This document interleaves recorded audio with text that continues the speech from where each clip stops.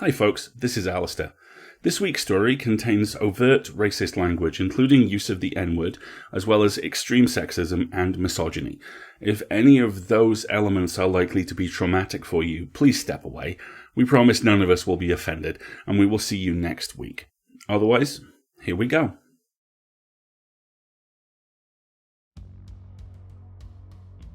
PseudoPod, episode 959, January 24th, 2025. This week's story, Power of Darkness by John Russell. Narrated by Maui Threv. Hosted by Alistair Stewart, with audio by Chelsea Davis. Welcome back, everyone. This is PseudoPod, the weekly horror podcast. I'm Alistair, your host, and Chelsea is your producer. Our story this week continues our 1929 public domain showcase and comes to us from John Russell. John Russell was an American writer and screenwriter. He wrote for the New York City News Association news agency, and then later for the New York Tribune. He wrote the screenplay for Beau Geste, which he's probably best known for, and several other films, and as an author, he was best known for his short stories, originally written for a wide range of magazines and newspapers and then collected in books. He also wrote The Society Wolf, published in 1910, which was written under the truly fantastic pen name Luke Thrice.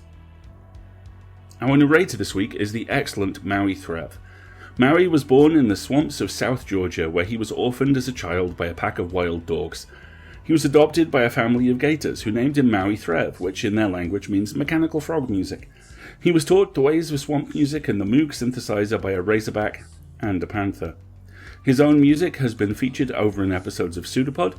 He provided music for the second episode ever released across the PseudoPod feed, in fact, Waiting Up for Father.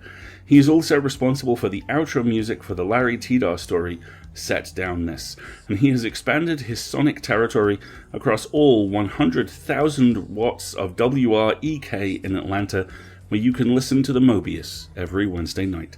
It is available to stream via the internet as well, and he never stops in the middle of a hoedown. Words to live by. Now, get ready to discover the true powers of darkness.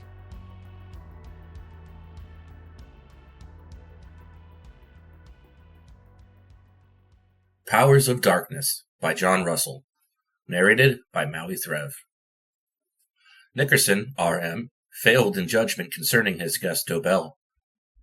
This was the reason of his ordeal that night at Orange Station, a black night and a bitter ordeal. If Dobell had been a cannibal or a headhunter, wandering thief or fugitive murderer, Nickerson would have made no mistake. But himself, he was a gentle soul, trained merely in all forms of conceivable wickedness, and although he disliked the gross stranger with the sly and slitted red eyes, he had no intimation of the fellow's real nature. Not until Dobell showed such an utterly brutal manner of disbelief. At the very first demonstration of the native sorcerer, at the very first piece of native magic which Nickerson had been at diplomatic pains to stage and arrange for him, Dobell grabbed an empty beer bottle. "You black-faced swine! Dried shark liver!" he rumbled. "Try and fool me with your damn faking tricks, will you?" He made a motion as if to crown the sorcerer, kneeling quietly there on the mat beside them, when Nickerson let out a cry involuntarily.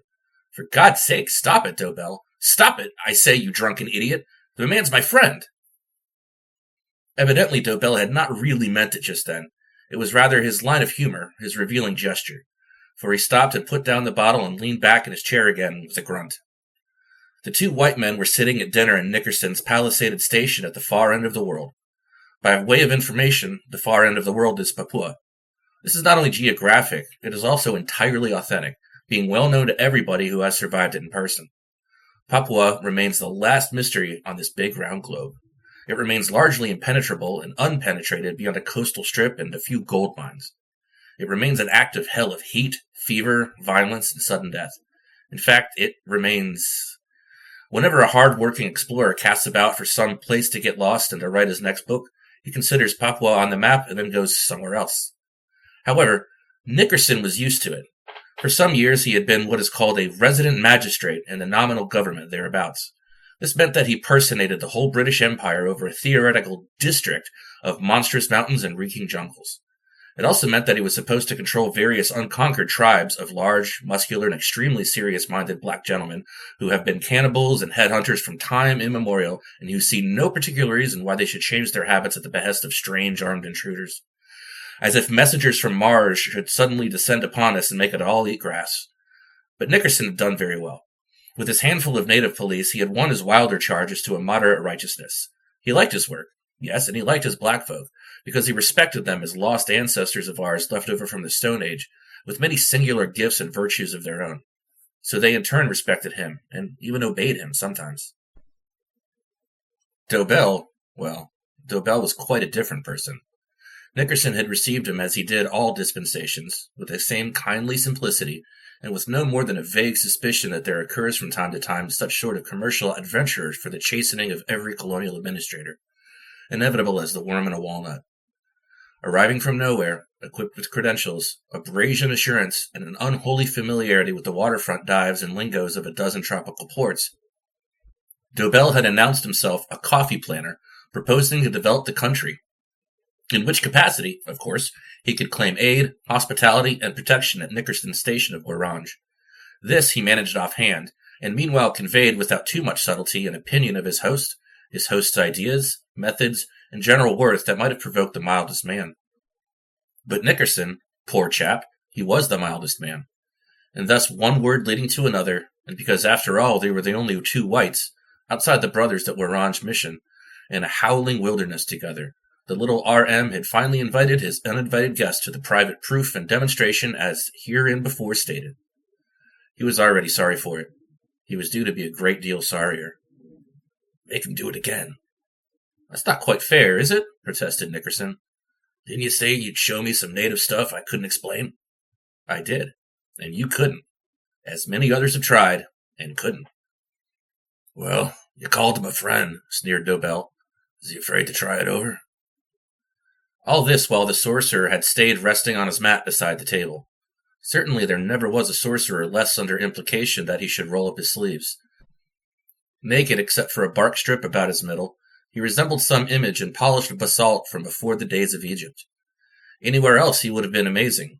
Here he was magnificent, with the features of an ancient Assyrian king, the hooked nose of power and the mouth of imperious pride. He stayed motionless and inscrutable, as becomes a high chief and a master of magic in Papua, until at Nickerson's quiet word again he proceeded to oblige. Now, his magic was this. Taking in his hands a few loose seeds of pandanus, with appropriate incantation he tossed them sharply into the lamplight. There they hung suspended an instant, when they took miraculous life of their own, spreading the wings of yellow and crimson moths that fluttered and circled as a brilliant flake storm, melting away at last with the shadows. At least, so it seemed, and the seeming was a gracious and harmless fancy. Perhaps such qualities were especially irritating to Dobell. Perhaps one of those synthetic insects flit past and made him jump. Or perhaps the true animus of the man lay bedded in something deeper, of which his skepticism was merely the fat layer. At any rate, he liked it no better than the first time. Once more he flushed with evil anger. Damn blasted faker! Pig snout! He began to growl. But once more he checked abruptly, and this time for a very special reason. A new and surprising figure had just glided in between the bead curtains of the inner veranda, carrying a tray with their next relay of drink. Through their meal together, the two white men had been waited upon by Nickerson's houseboys, rough-handed and half-tamed products of the cannibal frontier. But this was a girl, and the like of a girl to draw the bloodshot gaze of any Dobell, east or west. What? Oh, he gurgled. A native girl in a white man's house?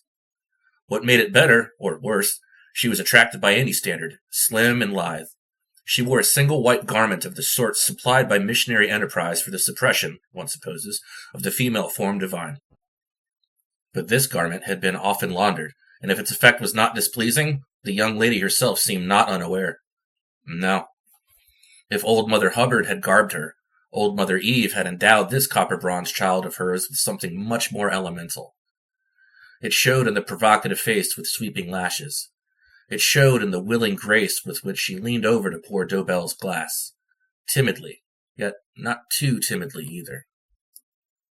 Well, of course there are things that merely happen, and there are other things that merely are not done. All depends on how you look at them and how much you know. And who should know better than Dobell, who seemed to know everything? Well, well, he murmured, very softly for him. He looked with great favor.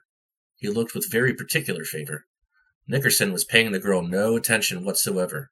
Neither was the sorcerer, which left Dobell her sole appreciator. He was highly appreciative. He watched while she filled the drinks. He watched and let his slow gaze run along the smoothly perfect contour of cheek and arm. He continued to watch when she moved noiselessly away to the bead curtains, and there paused to flash back a look at the gross white man that made him wet his thick lips and chuckle in his thick throat. Nevertheless, it was his further humor to say nothing about her, to make no comment. Not yet. When he did speak, he was grinning. Ah, very pretty, but it's only tricks. You saw what he did? I saw something, but I hate to be fooled by a nigger. Nope, nor anyone else, added Dobell with a red glint. Nobody fools me much. Dobell, Nickerson was almost pathetic. It's my job to steer you through and make you successful and all that. But if you're going to stay in this country, you'll have to change your way with these people. One thing, you must never use that word. They're not what you said. They're not a subject race at all. And we hold them none too safe, if you know what that means. Heavens, man, you can't hit a native. No, drawled the other. You can't hit 'em. You can't love 'em either, maybe. That's true. I've heard a lot of such talk. It don't mean a blasted thing. It means we're dealing with one of the most powerful chiefs, a gentleman in his own fashion. It means he has to be treated properly. Dobell gave a bark of amusement. Listen, I've dealt with all shades of natives, black to pea green, for 20 years. Do you think you could teach me anything? If you do, carry on with the show. Nickerson hesitated. He had lived too long in the unaccountable spaces of the earth. He had forgotten how to account for a type like Dobell. He served a friendless service, devil-ridden by political amateurs. Papua is not a crown colony, worse luck. But, poor pay and all, he needed his place for his family back home. What if this annoying, accredited guest should start up complaints at headquarters? The mere thought gave him a shiver familiar to every empire builder. Did people really act so? As a matter of fact, he could not tell, any more than he could judge just how drunk Dobell might be, any more than he could gauge the precise peril behind those sly and slitted eyes. At the present moment, the fellow seemed not too awfully drunken. He was keeping a grin quite amiable with his gaze fixed over yonder towards the curtains somewhere. All of which will indicate the perplexity of Nickerson, R.M., and the reason of his mistake, as aforesaid. For presently he consulted again with the sorcerer. It was curious how he gained ease and confidence with that language. I'm sorry, Dobell, he announced at last. The old boy doesn't much fancy you. No. No. He says if men like you had been the only white men in Papua, he would own a lot of fine smoked heads. I'm quoting his drift. Yes. Yes. And for that reason, as nearly as I can make out, he is willing to show you just one more thing that you can't explain. Carry on, repeated Dobell. Now, the only visible possessions of the sorcerer were these. On one side of him his keen little belt axe, and on the other his grass-woven sack. The weapon he had discarded in courtesy. The sack he kept for his oddments and conjuring stuff. His bag of tricks, so to speak. From out of that bag he dragged forth next an object which he threw with a limp flop on the mat before them. Not a pleasing object.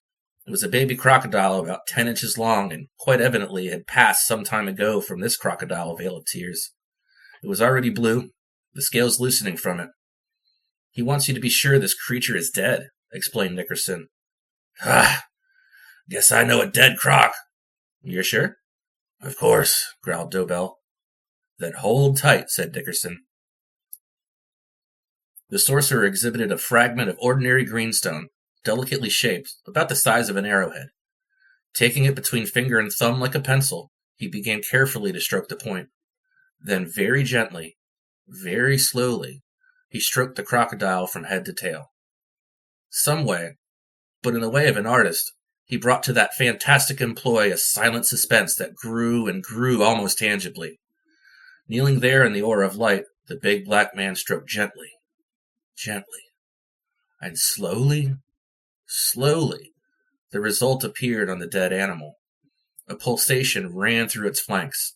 Its scales brightened to a pallid green, firmed and quivered. All at once its sunken lids lifted on two gleaming pinprick nodules. It stood propped on its forelegs, and at the final touch, impossibly, unbelievably, with a flirt and a whisk, it rattled over the mattings and was gone. The thump of his escape outside made an end to that manifestation, and also an end to Dobell's restraint. He rose with a roar. He wanted no bottle this time. All he used was his fist, and a fist cruel as a knotted club, and he swung it with scientific impact squarely to the jaw. Like a cloud across the moon, like the dark wind that slashes some sunny beach, so quickly they turned from comedy to tragedy. Never far apart anywhere, it may be, but surely never as close as in this strange, deep, and untamed land. Tragicomedy and tragedy not very comic in Papua. Good God, Nickerson whispered. As if stricken by the same foul blow, he dropped on one knee by the victim who lay limp and helpless as any crocodile, an inert heap. You beast! You unspeakable beast! Dobell stayed straddled. That's right. It's only a sleep punch. How could you? Time enough, too. I told you nobody was making a fool of me. Fool? Have you any sense of what you've done? All his fighting men are camped outside the gates, enough to swamp us and the whole district. Death is out there. Death! True, in the hush they might have been aware of Papua around them, stirring in the night. From the savage camp came the soft throb of a tom-tom, like the beating of a heart. A sigh passed in the jungle, stealthy and sinister, a hot breath that is like nothing except a tiger's throat. But it meant nothing to Dobell. He only stayed grinning, and the sight of his hateful, impervious sneer was more than Nickerson could stand. It drove him near to madness. Besides, when I said he was my friend, he half-sobbed, and simply threw himself at the fellow. Another mistake, and about the worst possible, of course, though doubtless the sort Dobell had been playing for. Gleefully he took the little RM, twisted him easily as a banana stalk, slammed him against the wall. Appalled, almost stunned, still Nickerson made the proper official effort. That stops it, Dobell. You're going out of here. I'll have you deported. On the coasting steamer tomorrow. Consider yourself under arrest, sir. With a shaking hand, he felt for the police whistle on a cord about his neck. Before he could touch it, Dobell ripped it away and bulked over him, the whole brutal assurance of the man projected like a cliff. Me going out? You sopping weakling? Why, that's exactly what I come to do for you. You didn't guess it yet? Why, I knew all about you, Mr. Resident Magistrate, before I ever started here. Sure, your record at headquarters, your silly reports on native habits and customs and such. Ha! He gave his bark of laughter. Habits and customs. As soon as I saw that, I knew where I'd catch you. Says I, leave him to me. I'll get that damn nigger-loving RM out of there. Dazed, bewildered, still Nickerson was able to ask the proper official question. Order? Echoed Dobell. Order be blowed. Nah, I ain't in your service. I represent a company that gives their orders to any service. We hold a concession for this district. But first we reckon to be rid of you, and how easy you made it. What? Didn't you never hear of laws and regulations? Section 89, against witchcraft or sorcery, or pretense to same? And don't I find you promoting sorcery your own silly self, Mr. Magistrate Nickerson? You wanted it. Sure did. I wanted to see how much I could pin onto you. And if I needed any more, Dobell's voice rose to a virtuous bellow. If that ain't enough, don't I find you here in your own house with a good-looking brown girl? Girl? That girl? Stammered the unfortunate RM. Why, she's a mission girl. From Orange's mission. She came over tonight because her father was here. The chief, the sorcerer, he hates her father. I wash. Do you think I can't tell that kind? With her free-for-all ways? Another one of your native habits, I suppose. Poor Nickerson. You're wrong. On my honor. This was what he gasped, and it deserves to live as a tribute to the female persuasion at large. They only act so. It's nothing against them. Only they can't help themselves. Some of them. Whereat Dobell did laugh. My colonial oath. Of all the soft sops, wait till I tell that for headquarters. True enough, it was naive comedy close to grim tragedy again. True enough, it was Dobell's entire triumph. He laughed. He straddled there, the hateful and conquering fellow, with his red grin directed over Nickerson's shoulder towards the bead curtains. He finished his last drink. He stretched his great arms. Well, that'll do for entertainment. I'll just be mooching along to my bungalow. I'm taking that steamer tomorrow, you know. Oh, I'll be back. Yes. Only I got to file my report, you see. The report that's going to scupper your job for you, Mr. Non-Resident. Meanwhile, many thanks for the show. And he swaggered out. Poor R.M. He was like a man overtaken in a nightmare. It was not so much the insult, the humiliation that had been put upon him. It was not even the inevitable loss of post and pay. What wrung him was his mistake. His failure to judge and to understand the given crisis, as every empire builder should and must. Did such things really happen? They seemed incredible, far beyond any magic. This was the ordeal of Nickerson, R.M., when he turned mechanically to attend again on his stricken performer, and found the place empty. The sorcerer had vanished. Outside lay Papua, primitive and incalculable. Papua, where mystery and death wait on every move. What could he do? To be sure, he had 2 armed sentries at the station gate. To be sure, he might rouse the rest of his police from their barrack. What good would his handful be against Papua? A wind sighed in the swamps and the trees, heady as the essence of vitality, heavy as the scent of a slaughterhouse. From the cannibal camp just beyond his flimsy palisade, the tom-tom kept throbbing, and his own pulse kept time with it. Nobody else could have listened with such agony for another sound, like the gather and snarl of a breaking wave. Nobody else could have visioned so vividly the horror that has overwhelmed and blotted in blood so many outposts in Papua. It was rather with some vague idea of finishing more or less on his own feet with his face in front that he reeled over toward the bead curtains of the veranda and peered through. A dim glint of moonshine slanted across the parade ground and made visible its sandy strip. And more besides.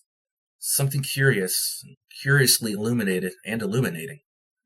Over yonder, by the clump of croton bushes. Over yonder, near the guest bungalow. 2 figures, interlaced. One a great hulking white man who held clipped in his arms a native woman. The other the slim, thin-garmented native woman who clung quite willingly to the white man. Well, there are things which happen, and there are things which are not done. The burden is in judging them aright even among strange and dark spaces. But in that flash that burden was lifted from Nickerson, R.M. For then he understood, at last. Then it dawned upon him, the real nature of his guest and enemy. Then it came clear what he had failed to conceive. The wickedness rejecting all belief and all decency, the only actual power of darkness. A gentle chap, kindly and mild and earnest to the verge of simplicity, so indeed he was, as hereinbefore stated. But then he remembered that he was the administrator responsible for Orange Station. Then he also remembered that he represented in his own person on the pay of a chimney sweep the whole British Empire. And further, for the first time that night, he remembered the pistol strapped on his thigh. His hand fell to it. As if released with a steel spring and all his slight frame, he took a single jump over the veranda and out onto the parade ground. He was just too late. At the same instant, Papua had chosen her own tragedy once more. An inky shape rose out of the croton bushes. A polished belt axe gleamed in the moonlight. A sweeping gesture, a choking cry, and a cloud closing swiftly as a wink. When Nickerson reached them, the 2 figures were still interlaced, more or less, though rather differently. The man could scarcely hold the woman, sinking from his paralyzed arms. It was Nickerson who received her as she fell, limp and voiceless. It was Nickerson, unaided, who carried her back to the entire distance. Finally, it was Nickerson who brought her into his house and laid her carefully on the mat beside his table. She looked quite handsome, the good-looking native girl, under the lamp. But her fringed lashes were lowered with no provocation now, and her graceful copper-bronze body was now neither timid nor bold, only pitiful and elemental. Nickerson knelt beside it. His hands never shook. His face never altered. He had the deft detachment of any trained surgeon as he made his examination and straightened up. "She's dead." "Good God," stammered Dobell. "I suggest you had better make sure of that fact yourself." How could she be?" "Instantaneous, I think. A blow at the base of the skull. But I would ask you to verify." Dobell? Dobell could verify nothing. The big, gross, and swaggering fellow had gone like a punctured bladder of lard. He was all a sop of terror. His joints sagging under him, the sweat steaming from his flabby cheeks, and the eyes starting in his head. He tried to speak and made no more than whimpering noises in his thick throat. Nickerson considered him, gauged him with one contemptuous scalpel glance, and dismissed him from immediate mind. Nickerson had never been calmer in all his years of work. Icy and aloof, he stayed thinking, with the images and the measures of all his knowledge running clear. Everything he had ever learned about his people, everything that had given him his control of cannibal and headhunter, wandering thief and fugitive murderer. And his thoughts followed somewhat along this line. How had the sorcerer escaped? To the right and to the Crotons. What lay behind him? The palisade, surmountable but sharp with spikes. What lay in front? The open parade ground. And to the left? The gate and the only exit from L'Orange. Meanwhile, there had been no alarm, and the tom-tom was still drumming quietly outside. He shifted his pistol to his left hand. He edged with infinite precaution toward the veranda entrance. He poised silently by the curtains. From there, on a venture desperate as the last gasp of a swimmer, necessary as the last leap from under an avalanche, from there he launched himself into outer shadow, and simply plucked forth the black, crouching bulk he found in that exact concealment. The sorcerer had nothing much to remark. There is little even a sorcerer can say with the muzzle of eternity pressing against his ear. He had nothing much to do except precisely as he was told. There is little else for anybody when he feels the oiled click of a large-sized automatic pistol jarring into his bones. Besides, as Nickerson explained to him, it was interesting how explicit and convincing the RM could be with that language. Besides, the plain choice was between one corpse and two corpses. Life or death. Just an ordinary matter for adjustment any hour, any minute in Papua. So presently the sorcerer was kneeling on the mat again, in the same spot under the lamplight as before. And presently he had opened his bag of oddments and conjuring stuff, and had brought out a fragment of greenstone shaped like an arrowhead, as before. And presently, with the subject of his demonstration in proper position, very gently, very slowly, he began to stroke, precisely as before. And thereafter the souls of two white men, watching, were drawn from their roots and whirled upward, were tossed and torn in a suspense almost intolerable, waiting, while they glimpsed the depths of lost and forgotten fantasies in the backward abysm of time. The garrison of L'Orange Station are a very smart drill. They have often proved it, and it does them credit, and they are rather swanky about it. They are only a handful of native police, but they have practiced the call to arms, even at midnight, until they can do it generally, starting on the unannounced toot of the whistle, into something close to 2 minutes. Nickerson's weekly reports are always meticulous in stating such details. On this particular occasion, it could have hardly been more than a few seconds over the 2 minutes when the little command stood ready. The gates had been closed and the sentries doubled. Corporals Arajita and Sion had arrived one pace to the front. Behind them, clicked to attention a rank of 6 privates, kilts, rifles, and bandoliers complete, while Sergeant Bayo, a prince of non-coms, stepped forward on the veranda before the wide-open curtains in the lamplight and saluted. "Company under arms, Tabauda!" The RM expected them for a moment. They noticed nothing unusual about him, except perhaps a certain added ring in his tone and certain stiffening of his parade ground manner as he snapped his orders.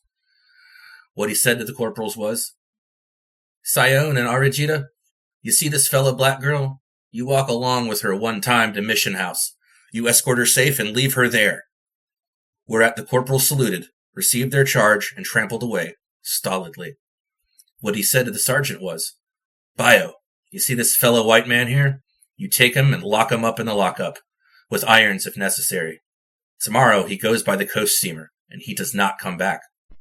Whereat Bayo saluted, fell in the prisoner between two guards, and started smartly. What the prisoner said, as he was led off nearly weeping, was, "Oh God, get me out of here! Take me away from this damn country! Oh, take me away!" What Nickerson said to the sorcerer was little more than a formal apology, ceremoniously delivered for events that had happened. But what the sorcerer said to Nickerson in reply deserves to be recorded. They were alone there in Nickerson's house. The sorcerer stood proud and inscrutable as a carven Assyrian statue, dignified as becomes a high chief and a master of magic and a gentleman in his own fashion in Papua. And his answer substantially was this: "Tabuda, nothing has happened. It has been a pleasant evening between friends. I am much honored by my visit. I am gratified if I have entertained you with my poor art. It is my hope that your days may be long in this land, and I would ask your lordly permission to depart." From outside in Papua, somewhere there sounded the peaceful throbbing of a tom-tom.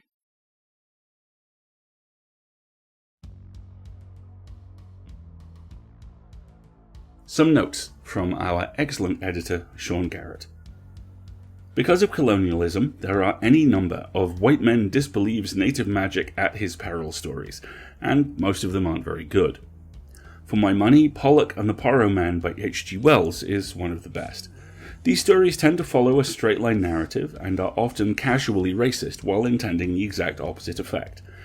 This is not really one of those. Russell, who also wrote the quite brilliant The Fourth Man, here attempts to unpack a loaded scenario of privilege and power dynamics, who is beholden to whom, while illustrating one of the uglier sides of colonialism, and while asking, what is the real power of darkness? With stories just like this, like last week's, we are presented with an opportunity to see where we are and what distance, if any, we've travelled from the time depicted in the story. That's an almost entirely intellectual exercise, and that leads to my first realization about this piece. I can see what it's doing, and I find it interesting and subtle, but I don't, at any point, care. That really should not be read as a criticism, rather a visceral endorsement of how we interact with art. Emotional responses are a sign of connection. They aren't the same land bridge as intellectual response, but they do travel in the same direction. That lack of emotional connection is also a luxury. I am a college-educated, middle-aged Caucasian man. The prejudices of both main characters in this story aren't pointed at me, and what prejudices they are. This line, it remains an active hell of heat, fever, violence, and sudden death. In fact, it remains whenever a hard-working explorer casts about for some place to get lost and to write his next book, he considers Papua on the map, and then goes somewhere else. This one was the first to pull me up short, not just because of the blistering, complacent cruelty that defines it, but by how familiar that cruelty sounded. This sort of hyper-articulate white guy sneering has been popular as long as white guys have had things to sneer at. But right now, in 2025, on January 20th as I write this, the first thing this puts me in mind of is Jeremy Paxman's decades-long career dedicated to showing us how many words he knows. The cruelty in this story isn't pointed at me, but the cruelty in this story is expressed by people who look and sound like me.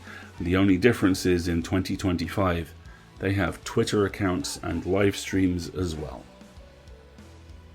That brings us to, he was already sorry for it. He was due to be a great deal sorrier. The truly evil bullies are the ones that tell you they are your friends. They're the ones who hop on the wall next to you and look at the next guy in line, comedically wincing, with exaggerated sympathy as something bad happens.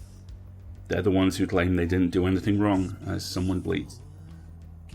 They're the ones who always have the right excuse, who always say the right thing, who always make the right case. Let me give you an example from my life, aside from the one we're all thinking of, given the date.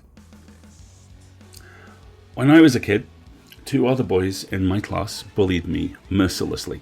Not physically, I could dribble one of them up and down like a basketball and hurt the other one as badly as he'd hurt me if it had ever come to that. It never came to that. They were snipers. Funny. Cruel. Picking away at me until I snapped and chased them and never quite ran fast enough. So, finally, I told the teacher, and the three of us were brought in front of the headmaster, and he asked them to explain themselves, and they said they were worried about me because I was overweight and were making me chase them so I could get fitter. And the teacher let them off.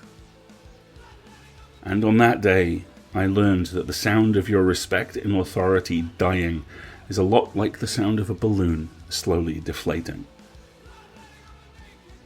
And then there's this. Through their meal together, the two white men had been waited upon by Nickerson's houseboys, rough-handed and half-tamed products of the cannibal frontier. But this was a girl. A girl!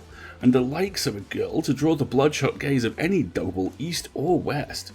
What ho? He gurgled. A native girl? In a white man's house? Look at the casual, malicious use of language here. Rough-handed and half-tamed. Cannibal frontier. A girl. The men are subhuman, and the women are irrelevant and infantilized. They only matter as an object to be exploited. And also, from our modern perspective, there is the greasy sheen of the bounder, the likeable rogue peeling away in the heat as it sweats off these two monsters fighting over what a decorous level of evil could be. A native girl? In a white man's house in this economy? Who could imagine such a thing? How naughty. How debauched. How cruel. How terrifying. And finally, Mr. Non-Resident. The horror here in this story, for me, is nothing but edges. The dehumanization of the locals, the casual brutality, the casual sexism, the offhand violence, and last of all, the realization that there are no heroes here on either side. One man commits murder. One man is so terrified all he can do is throw his reputation behind his fists, and one is so cowardly he lets all this happen until he finally lashes out. And when he does this not out of mercy or of realization of what they've done. He does this because standing over a dying woman's body, he finally has the upper hand. An upper hand defined itself by him finally finding someone new to hate. So where's the horror? It's everywhere. But most of all, the realization that this story was published a long time ago, but like last week's piece, like Conrad's Heart of Darkness, like so many of these narratives about white men breaking places as they break them, it is all too familiar.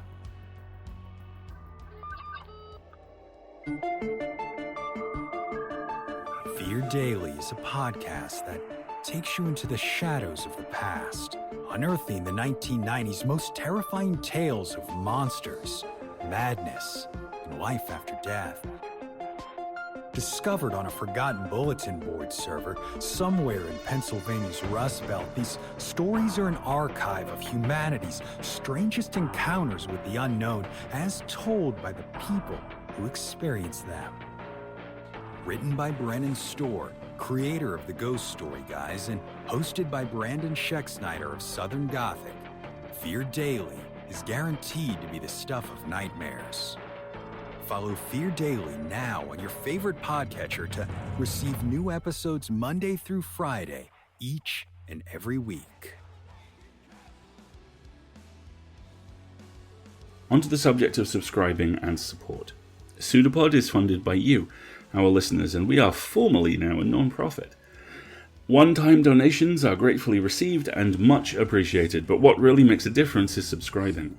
A $5 monthly Patreon donation gives us more than just money.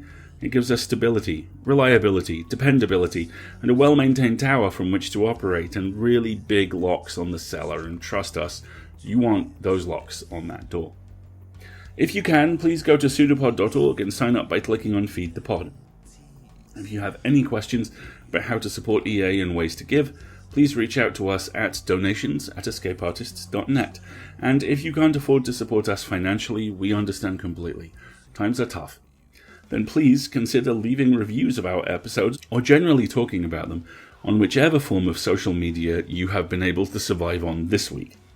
Late last year, we opened a Blue Sky account, and we would love to see you there. Find us at PseudoPod.org. If you like merch, you can also support us by buying hoodies, t-shirts, and other bits and pieces from the Escape Artists Void merch store. The link is in various places, including our pinned tweet, over on Blue Sky. And while you're there, friend of the shows and Void merch lead architect Jordan Shively has an excellent debut novel out, and we have included the link in the show notes. Do go check it out. PseudoPod is part of the Escape Artists Foundation, a 501c3 non-profit. This episode is distributed under the Creative Commons Attribution Non-Commercial No Derivatives 4.0 International License. Download and listen to the episode on any device you like, but don't change it and do not sell it. Theme music is by permission of Anders Manga. Join us next week for the last in our public domain showcase, Mummy by Kelsey Percival Kitchell, read for us by Matt Arnold with audio production by Chelsea Davis and hosting by myself. And PseudoPod wants you to remember. It seemed to me that the house would collapse before I could escape, that the heavens would fall upon my head, but nothing happened. The heavens do not fall for such a trifle.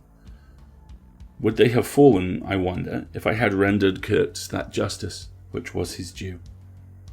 Hadn't he said he wanted only justice? But I couldn't. I could not tell her. It would have been too dark. Too dark altogether.